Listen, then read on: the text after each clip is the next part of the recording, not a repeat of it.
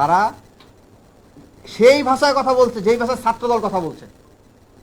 ছাত্রদল বলেছে এটা অনাকাঙ্ক্ষিত ঘটনা, ঠিক হুবহু সেই কথা বিশ্ববিদ্যালয় বিবৃতি দিয়েছে।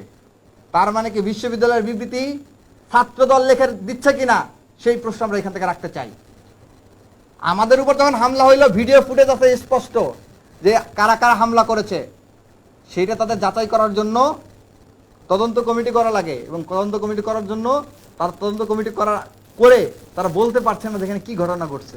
এখানে ভিডিও ফুটেজ স্পষ্ট দেখা গেছে আমাদের উপর হামলা হয়েছে, এবং আমরা সেখানে কারো উপরে কোনো ধরনের কটু কথা বা কোনো ধরনের উস্কানি কোনো কিছু দিইনি। শান্তিপূর্ণভাবে আমরা 2-3-4 জন গেছি।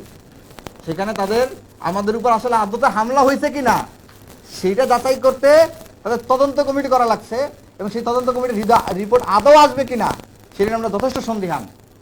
ঠিক একইভাবে যেই ছেলেটা ভিকটিম, সে হতে পারে শিবির করে, হতে পারে অন্য কোনো রাজনৈতিক দল করে, প্রত্যেকের রাজনৈতিক চর্চা করা তার যার ব্যক্তিগত রাইটস, হিউম্যান রাইটস, যে কোনো রাজনৈতিক দলে সে চর্চা করতে পারে।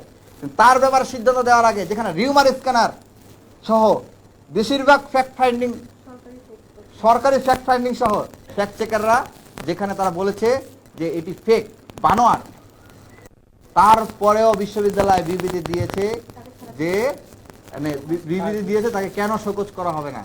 শোকজ করার বিবৃতি দেওয়ার আগে তাদের আগে উচিত ছিল না কমিটি করে এটা হয়েছে কি হয় নাই তার আগেই তারা সিদ্ধান্ত পৌঁছে গেছে যে তাকে কেন শোকজ করা হবে না, মানে তারা শোকজ করেছে স্টুডেন্টকে। তার মানে এটা কি দাঁড়ায়? এটাই প্রমাণ করে যে বিশ্ববিদ্যালয় প্রশাসন বিমাতাসুলভ আচরণ করছে। আমরা স্পষ্ট ভাষায় বলতে চাই, দেখুন অতীতেও আপনাদেরকে এর আগে আপনাদের সাথে যখন কথা বলেছি, অতীতেও যখন বিশ্ববিদ্যালয়ের বিভিন্ন ইস্যু নিয়ে আমরা এসেছি, 5 আগস্ট পূর্ববর্তী সময় অথবা পরবর্তী সময়ে আমাদের সাথে যখন পাবলিক ডিলিংসগুলো হয়েছে, পাবলিক ইস্যুগুলোতে যখন কথা হয়েছে, প্রত্যেকটা সময় সাংবাদিক বন্ধুদের সাথে ছিলেন। আজকে তারা সাংবাদিকদের বের করে দিয়ে আমাদের সাথে যে কথাগুলো বলেছেন, সেই কথাগুলো যদি আপনারা শুনতেন তাহলে আপনারা হয়তো প্রশ্ন করতেন যে এটাকে আসলে অভিভাবক ভাষা কি না, সেই প্রশ্নটা আপনারাই তুলতেন। আজকে সেই জায়গা দাঁড়িয়ে তারা একদিকে কনক্লুশনে চলে যাচ্ছে, যখন সেটা একটা নির্দিষ্ট দলের জন্য হচ্ছে, এজেন্ডা বাস্তবায়ন করার জন্য হচ্ছে, তখন তার আগেই কনক্লুশনে চলে যায় শোকজ করছে।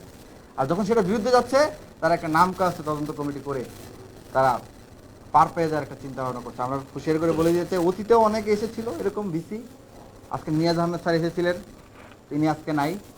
এর আগে আরও অনেকেই দায়িত্ব পালন করেছেন, তারা এখন নাই। তাদের কি পরিণত হয়েছে, তাদের সম্মানটা কি স্টুডেন্টদের কাছে সেটাও আপনারা জানেন।